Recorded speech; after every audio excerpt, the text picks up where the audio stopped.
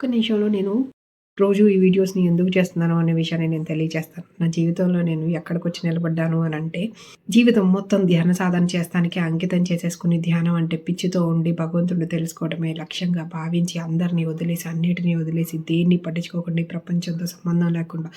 డబ్బు వెనకాల పడకుండా, డబ్బుతో ముడి పడకుండా, హాయిగా నాతో నేను స్వేచ్ఛగా ప్రపంచాన్ని అనుభవిస్తున్న నా సమయంలో, నాకు తోడుగా వచ్చినటువంటి ఆ వ్యక్తితో జీవితాన్ని కొనసాగించడానికి నా అనుకున్న వాళ్ళందరినీ వదిలేసి హాయిగా, సుఖంగా ప్రపంచంతో సంబంధమే లేకుండా మా ప్రపంచాన్ని ఏర్పరచుకుని ఆనందంగా బతుకుతున్న మాకు, ప్రపంచంలో జరుగుతున్నటువంటి వింతలు, విడ్డూరాలు, అజ్ఞానాలు,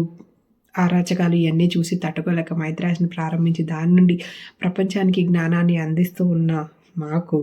ఈ ప్రపంచం మొత్తం ఏకమై మాతో యుద్ధం చేసి మమ్మల్ని చంపేయాలని ప్రయత్నిస్తూ ఉంటే, చచ్చే ముందు ఒక మహత్కార్యాన్ని చేసి చచ్చిపోదామని ఒక మహాశక్తిని పిలిస్తే, ఆ మహాకాళే వచ్చి